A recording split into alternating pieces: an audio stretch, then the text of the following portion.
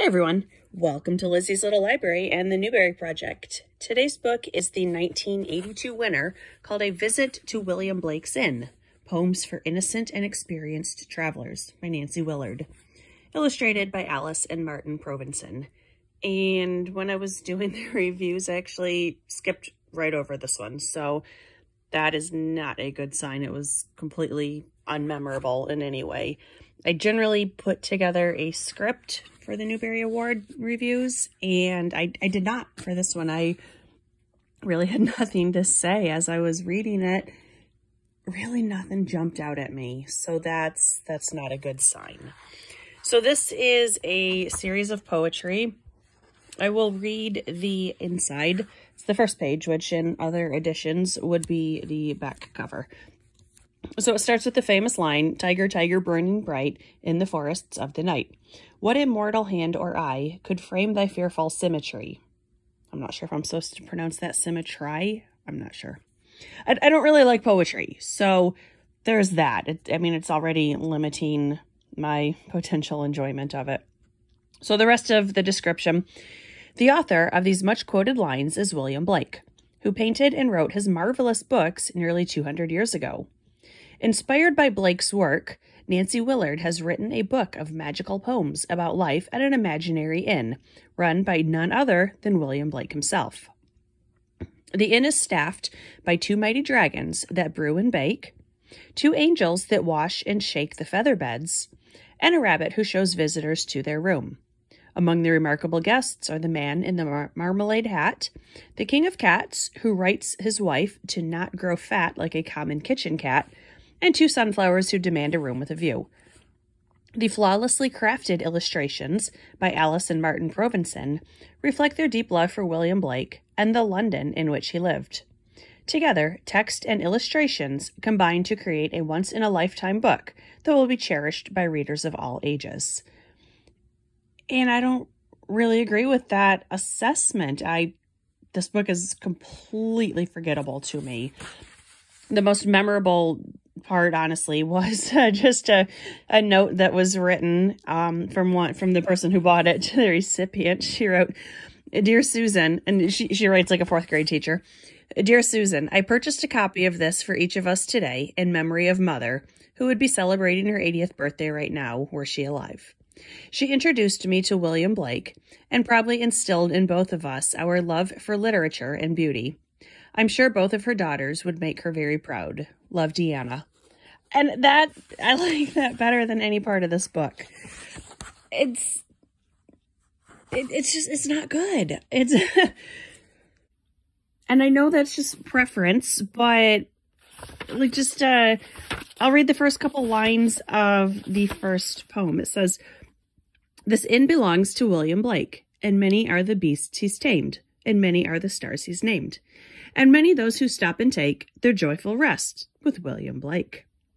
Two mighty dragons brew and bake, and many are the loaves they've burned, and many are the spits they've turned, and many those who stop and break their joyful bread with William Blake.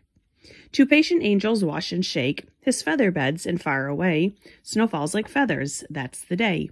Good children run outside and make snowmen to honor William Blake."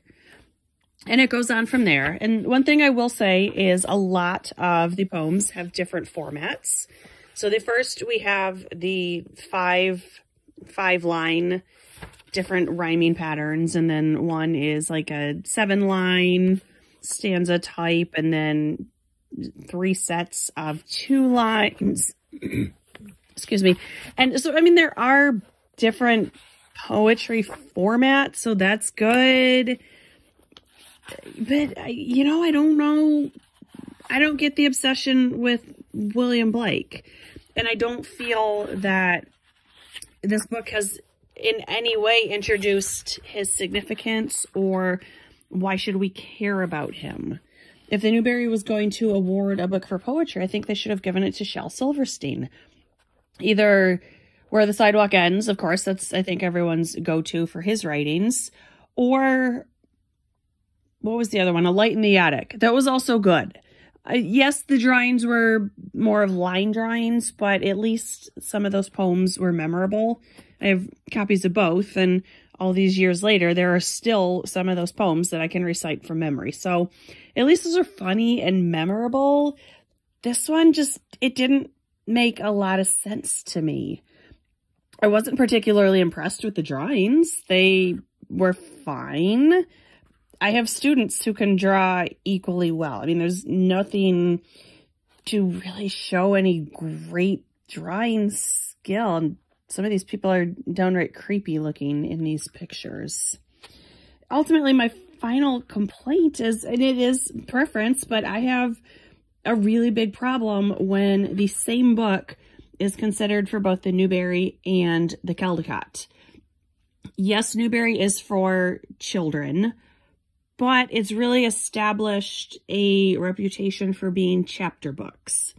Anywhere in like the 3rd grade to 8th grade reading level. Usually their sweet spot is about 4 to 6. And the Caldecott focuses on illustrations. So these are for significantly younger children. Most of these are picture books. I don't believe that if it is eligible for a Caldecott, which, sure, I suppose this one is Caldecott worthy. The focus of this clearly is on the poetry. It's not on, or excuse me, it's on the drawings. It's not on the writing. So if you're going to put this in Caldecott consideration, I think you need to exclude it from Newbery consideration. I can't honestly think of a single book that I think is an appropriate choice for both of those awards. So I am going to have the same complaint once I get to the 2022 winners. And one of the nominees is called Watercress. I have not read it. I tried to order it and it was out of stock, but that one too, I don't believe the same book should be eligible for both prizes. And if it is eligible for the Caldecott, that tells me it's a very young children's book and it's not the Newbery audience. Although I will say one of the early Newbery honors, it was called like Millions of Cats or something. That's a book I would have read in preschool. So there's that. That's a problem. But I mean, this book it came out in the 80s, at which point the Newbery was a very well-established award. And I think they had really found their sweet spot of who is their target audience. Their target audience are not Caldecott readers. So I didn't like this book. It gave me nothing on William Blake. The poems were not memorable. I would rather read The Owl and the Pussycat or anything by Shel Silverstein. So don't read this one. I didn't like it. I don't recommend it. A visit to William Blake's Inn. I will be checking out of this visit. Thanks for watching, guys. See you next time.